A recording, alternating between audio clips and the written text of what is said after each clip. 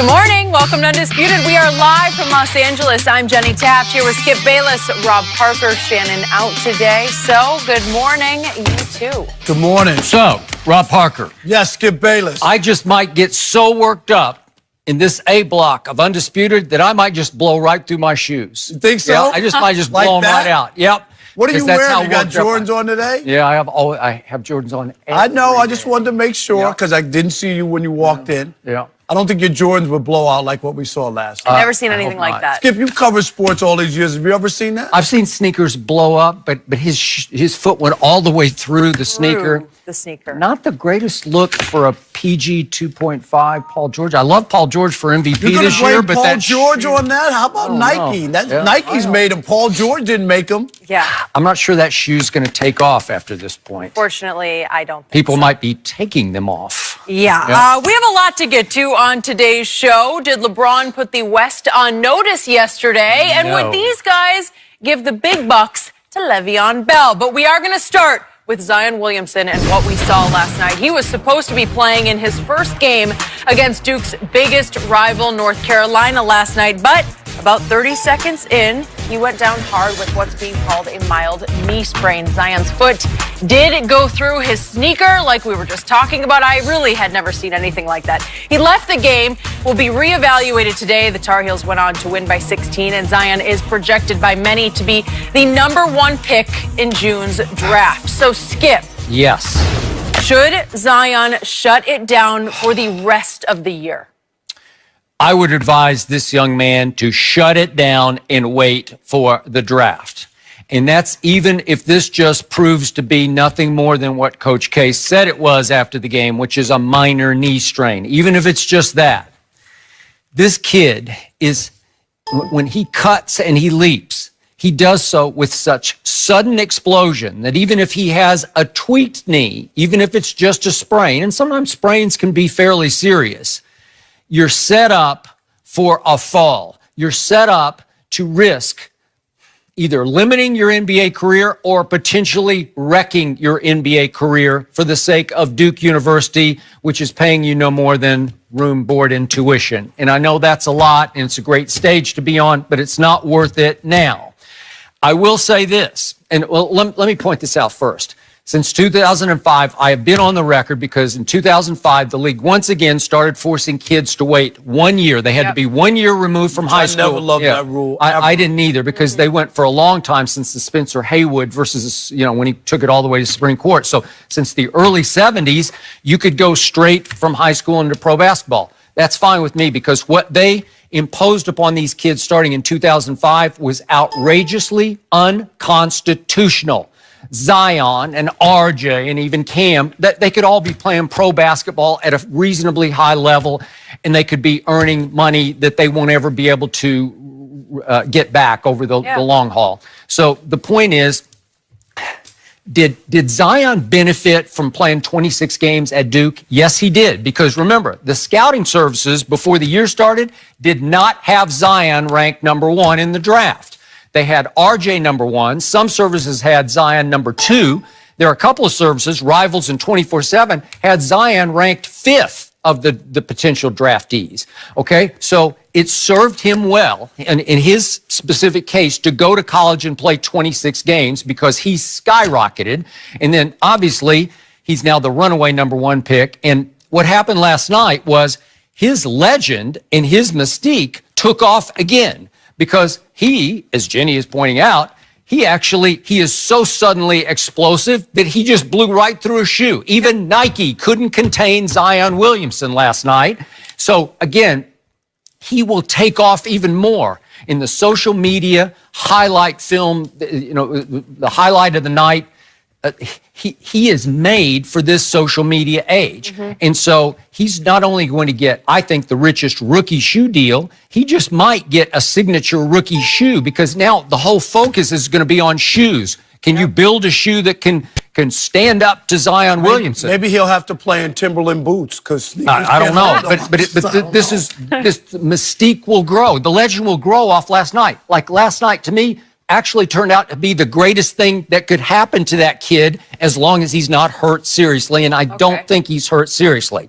So, in the big picture, Could Zion going forward benefit in basketball growth from playing on big stage national TV games for Duke University at Carolina on March the 9th, in the ACC tournament, in the NCAAs, perhaps in the Final Four? Would that help him? Would that help his growth as a basketball player? Yes, it would. But is it worth the risk right now, given that he weighs 285 pounds and he is so gifted at athletic explosion? No, it's not, because when you can jump that high and come down 285 pounds on a tweaked knee, I just don't want to see him wreck his knee. So now he's done all he needs to do. The hay is in the barn and the money, to me, is in the bank. You cannot risk it from this point forward. Skip, I could not disagree with you more. Okay. From this standpoint. And if he's healthy, and I'm talking about he walked off on his own power. Sure. They're not saying he didn't go in a wheelchair and needed 8 guys to carry him off. In fact, ESPN reported that he was trying to jog up in the hallway. Right. So I'll give you that. So I don't think this is serious. Serious. If it's serious, I totally agree, but I don't. And when I would question an 18-year-old who doesn't want to play basketball. And I get the draft, and I get all that, and can he go any higher than 1? And I get it. He can only fall back, right? I understand. But I want a guy who wants to play. This is not like the football players who do it. I get that 100%, Skip. I'm not going to play in a meaningless bowl game, right, where I could get hurt on any play in football. I have no problem with them saying no to that. I respect that, right. Now, have you ever seen a guy step out and say, I'm not going to play in a national championship game because I could get hurt and blow my NFL career? Never, because you're playing for something. Duke is playing for something, Skip, this year. Yep. They could win the national championship. Why doesn't Zion Williamson want to be Carmelo Anthony? Remember, Carmelo Anthony had an unbelievable run in the NCAA tournament. People still remember that. He can hold on to that. His NBA career maybe didn't pan out. That's all I remember. No, well, that's what I'm saying. But that's a memory that you have that can't be taken away from you. And there was a quote last month by Zion, which I really respect. He said, quote, I just can't stop playing. I'd be letting my teammates down. I'd be letting Coach K down. I'd be letting a lot of people down. If I wanted to sit out, I wouldn't have went to college. I came to Duke to play. And if he's healthy, he should play. If you're asking him to tough it up and play in some NIT game or some exhibition, Skip, 100%. No way, no how should he put that on the line. But he's 18 years old. If I'm a GM and this guy really doesn't want to play and he's fine, I got a problem with it. And I question really about, is this going to happen in the pros every time he gets a little injury or a tweak or something and he doesn't want to play? I don't want guys like that. I'm not saying you should risk your career and risk further injury. He's too young, too good. I don't care where the draft stock is.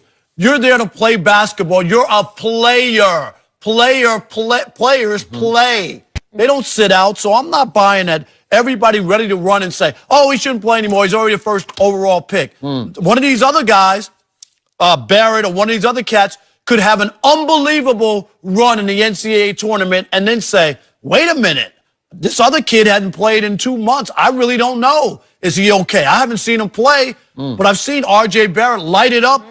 Barrett had, 30 points last night? 33. 33 points? He might light it up in the tournament, lead Duke to a national championship. And Skip, it's always, what have you done for me lately? That kid becomes the hot kid, and now all of a sudden, you get picked in the top 5, but you're not the #1 overall pick. So I think it would be a big mistake for him not to play if he's healthy. So you're telling me, if you're the GM of the team that hits the lottery and has the #1 pick, and if Zion has shut it down for the last, quarter of this season and missed all the playoff games, that you're telling me you might start thinking about R.J. Barrett if he had a great run through the NCAAs? I would just question a little bit what this kid is made of when an 18-year-old kid doesn't want to play basketball. Skip, you love basketball. You know sports. When you were 18, you couldn't wait to play. As a kid, you wanted to get out there and play and compete. And that's all I'm saying. If you're healthy. This is not football. I get football. Every play could be career-ending.